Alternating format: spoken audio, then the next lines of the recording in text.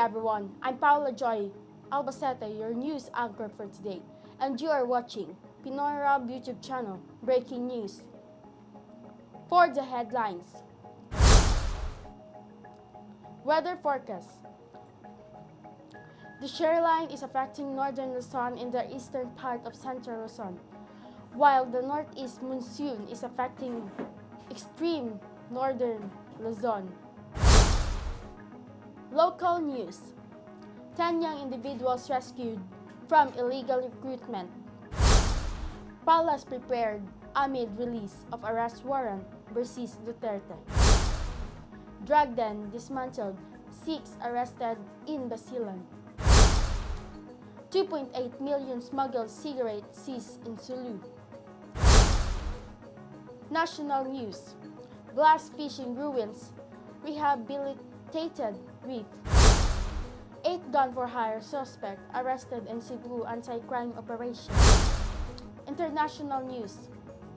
The United States has been added to the Civicus Monitor watch list. UN Human Rights Chief deeply worried by fundamental shift in US. Entertainment news.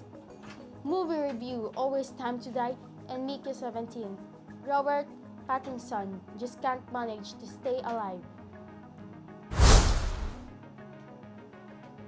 Oscar producer promised fresh energy, big stars and surprises at the show. Showbiz update. In the country, Hello Love Again was offered at the Manila International Film Festival. Outside the country, Paul Feig made a surprising comparison between his female-led hit Bridesmaids and The Hangover. Sports news. Ireland Sarah Healy produced a sensational performance to claim gold in the women's 3,000 meters final at the European Indoors Championship in Apeldoorn. Mic drop only boxer Mike Tyson refused to fight, revealed with baddest man on the planet.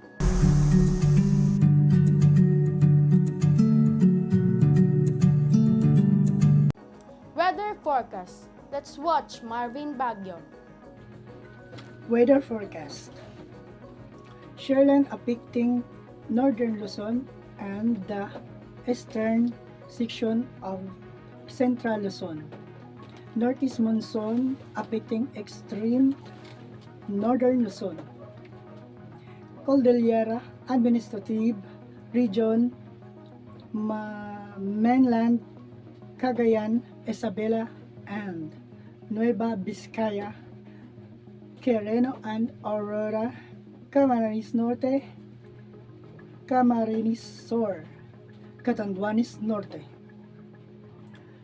and Albay, cloudy skies with scattered rains and isolated thunderstorm caused by shear line, possible flash flood or landslide due to moderate at times heavy rains. Batanes and Babuyan Island, partly cloudy to cloudy skies with isolated light rains. Northeast monsoon. Ilocos region, partly cloudy to cloudy skies with isolated rain shower or thunderstorm caused by shear line, possible flash flood due to severe thunderstorm. Metro Manila and the rest of the country, partly cloudy to cloudy skies with isolated rain shower or thunderstorm caused by easterlies.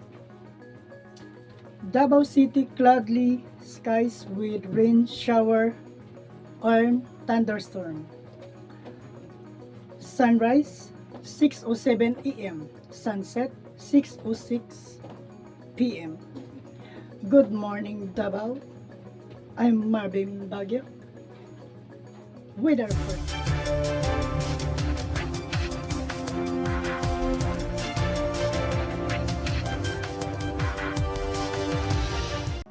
Local news. 10 young individuals rescued from illegal recruitment. Charges for violating Republic Act 9208 as amended by RA 103/64. Usurpation of authority and estafa will be filed against a couple who were arrested for illegal recruitment at 10 a.m. on Saturday, March 8, 2025 in General Santos City. The suspects have been identified as alias Eduardo and alias Melia. General Santos City Police Office Director, Police Colonial Nicomedes Olivar Jr. revealed that members of the Criminal Investigation and Detection Group Regional Special Operation Team, along with other police units, including Police Station 8 of the GSCPO, conducted a rescue operation. According to reports, 10 young individuals were allegedly recruited by the suspects, who introduced themselves as members of the Philippines Coast Guard and personnel from the Office of the President of the Philippines. The recruits were reportedly promised entry into the PCG in exchange for a payment of 120,000. During the police-led rescue operation, 2 individuals were apprehended while 2 other accomplices managed to escape and remained unidentified by authorities. Palace prepared amid release of warrant arrest versus Duterte. The Malacanang assured preparedness amid reports of an arrest warrant against former President Rodrigo Duterte by International Criminal Court. We've heard that an arrest warrant has been issued by the International Criminal Court against former President Rodrigo Duterte for crime against humanity, Presidential Communication Office, Interim Secretary J. Ruiz said in a statement. The government is prepared for any eventuality, he added. In 2021, the ICC launched an investigation on alleged crime against humanity of murder in the country related to the controversial drug war of Duterte from November 1, 2011, when he served as the mayor of Davao City, to March 16, 2019, the time he ordered the withdrawal of the Philippine membership to the Rome Statute, which established the ICC. Drug den dismantled, 6 arrested in Basilan. Authorities have arrested 6 people in anti-drug operation that resulted in the dismantling of a drug den in the province of Basilan, an official said Sunday, March 9, 2025. Gil Cesario Castro, director of the Philippine Drug Enforcement Agency in the Bangsamoro Autonomous Region in Muslim Mindanao, identified the arrested suspect as alias Popoy, 34 years old, the drug den operator, and his patrons, namely alias Dodong, 45 years old, alias Janjan, 40 years old, alias Wee, 28 years old, alias Mar, 35 years old, and alias Vincent, 25 years old. Castro said the suspects were arrested in a bypass operation that resulted in the dismantling of drug den on Friday, March 7 in Puruk Digong in Malinis Village, Lamitan City, Basilan. He said seized from the dismantled drug den were some 12 grams of suspected shabu packed in 22 heat-sealed, transparent plastic sachets worth 81,600 bypass money, various drug paraphernalia, 6 units of mobile phones and assorted identification cards. 2.8 smuggled cigarettes seized in Sulu. Authorities have seized some 2.8 million worth of smuggled cigarettes in a law enforcement operation in the province of Sulu. The police said Sunday, March 9, 2025. The Sulu Maritime Police Station said the smuggled cigarettes were seized around 9 p.m. Friday, March 7, along shoreline of Situ Suba Dato in Buwansa village in Danan, Sulu. The Sulu Marpsta said no one was arrested since the owner and the workers who are transporting the smuggled cigarette have escaped as they sensed the arrival of the policemen. They were able to transport some of the cargo onto their boats, making their escape. The Sulu Marpsta, however, said in the statement. The policeman seized some 50 master cases, equivalent to 25,000 smuggled cigarettes, worth 2,875,000 at a price of 115 for each pack. Investigations showed that smuggled cigarettes were intended for distribution to the different island municipalities and Sulu using small boats.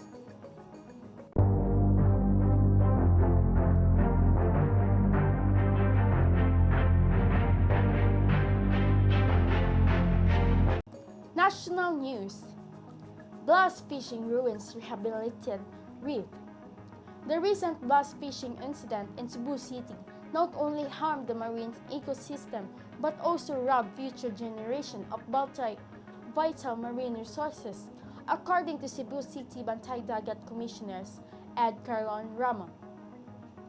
What they did puts our reef at risk. They also stealing from future generations, Rama said in text message on Sunday, March 9, 2025.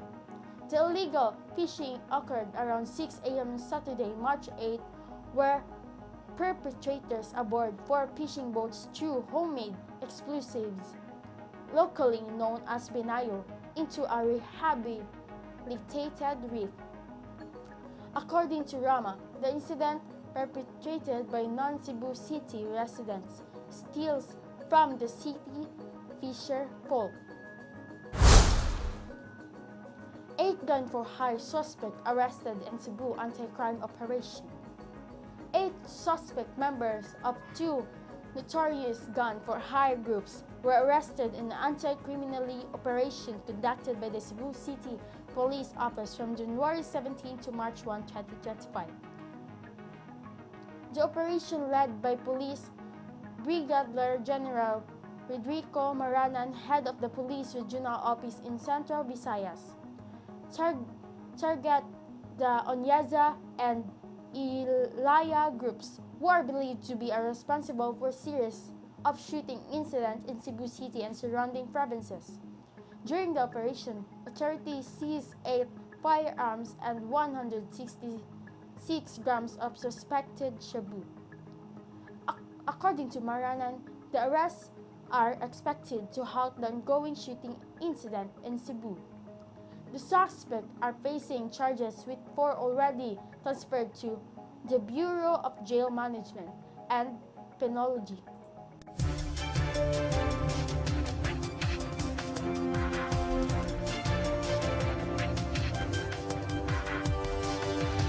International news. The United States has been added to the Civicus Monitor watch list, which identifies countries that global civil rights watchdog believes are currently experiencing a rapid decline in civic freedoms. Civicus is an international non-profit organization dedicated to strengthening citizen action and civil society around the world, announced the inclusion of the U.S. as the non-profit's first watch list of 2025 on Monday, alongside the Democratic Republic of the Congo, Italy, Pakistan, and Serbia. The watch list is part of Civicus Monitor, which tracks development and civic freedom across 198 countries. Other countries that have previously been featured on the watch list in recent years include Zimbabwe, Argentina, El Salvador, and the United Arab Emirates. UN Human Rights Chief deeply worried by fundamental shift in US. The UN Human Rights Chief has warned of a fundamental shift in the US and sounded the alarm over the growing power of unelected tech oligarchs. In a stinging rebuke of Washington weeks into Donald Trump's presidency, Volker Turk said there had been bipartisan support for human rights in the US for decades, but said he was now deeply worried by the fundamental shift in direction that is taking place domestically and internationally. Without referring Trump by name, Turk, an Austrian lawyer who heads the UN's rights body, criticized the Republican president's measure to overturn long-standing equality and anti-discrimination policies, as well as repeated threats against the media and the politician. And a paradoxical mirror image, policies intended to protect people from discrimination are now labeled as discriminatory. Progress is being rolled back on gender equality, Turk said in comments to the UN Human Rights Council in Geneva.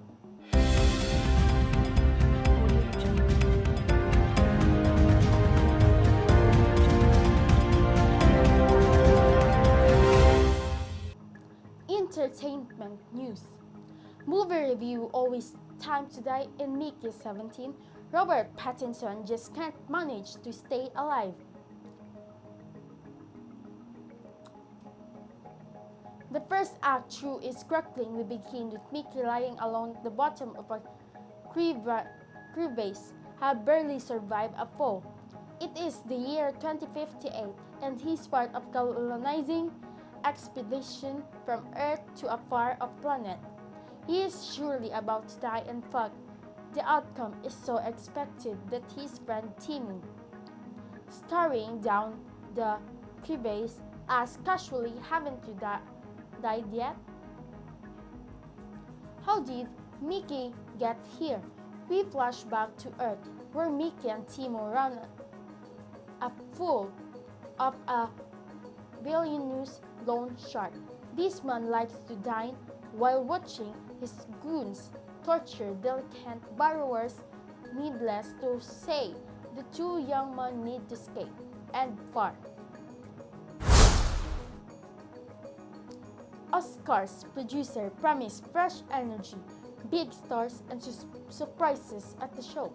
Last year, Oscar was by all accounts a successful show with memorable performances and unscripted moments, and a winning movie that most people had seen. But the team behind last year's show is aiming for the stars once more. "We're feeling the pressure," said Oscar's executive producer and showrunner Raj Kapoor. "But we're not ones to rest on our laurels.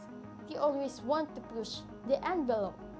With just days to go until the 3.5-hour live broadcast, airing on ABC and streaming live on Hulu Sunday, March 2, the team behind the show gave the Associated Press a little insight into what to expect. "We want people, when they watch the Oscars, to be inspired by the films but also inspired by the broadcast and feel something like it's a show that you can watch with your friends and your family and debate on who should have won and who is winning," Kapoor said. "We want people to have all the feels when they watch the show."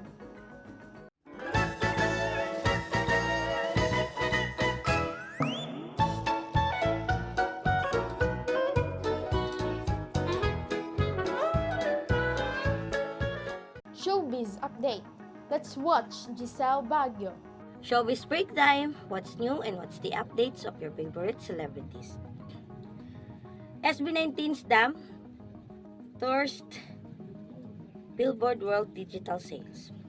SB19's latest single Dam has made history by debuting at number 1 on the Billboard World Digital Song Sales charts, making them as the first Filipino act to achieve this milestone. The group known as the King of K-pop thanked their fans, 18, for their support.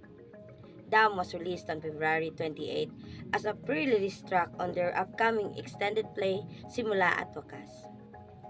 SB19 is also set to embark their Simula at Wakas World Tour starting in May at the Filipino Arena in Bulacan. Meanwhile, John Bolany and Olivia Mam had surprising celebrity officiant in their wedding. John Molini shared details about his intimate wedding to the Olivia Mam, which took place over the 4th of July weekend at friend's home in New York. During an appearance of Jimmy Kimmel Live, he released that actor Sam Waterston, Mam former newsroom co-star, officiate the ceremony after previously offering to do so on casual conversation. That is for today's update. I am Giselle, your showbiz correspondent.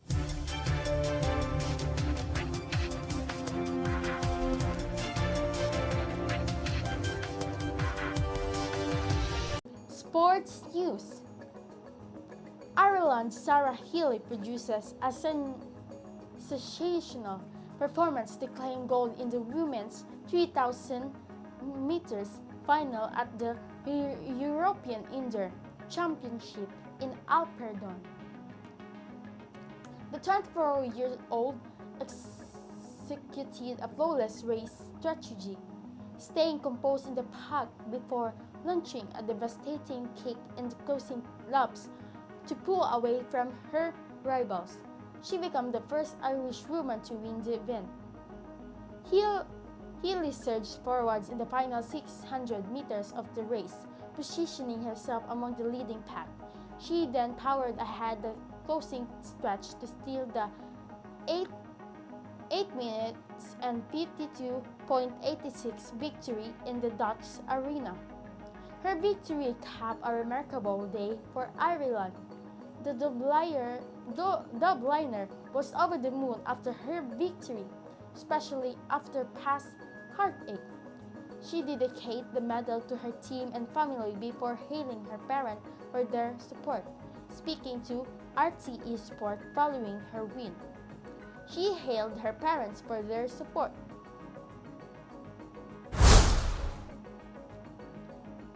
Mic drop. Only boxer Mike Tyson refused to fight, revealed with baddest man on the planet. A 2005 article from Boxing Scene quotes Goodman as saying, "Georgie, you'll never believe this. Tyson is scared of Foreman and wants no part of him. I was there when Don was trying to make fight. He was telling Tyson that Foreman represented huge money plus he was old and slow and would be no problem. Tyson got up, screamed at King saying, I'm not fighting that animal. If you love the so much, you fight him."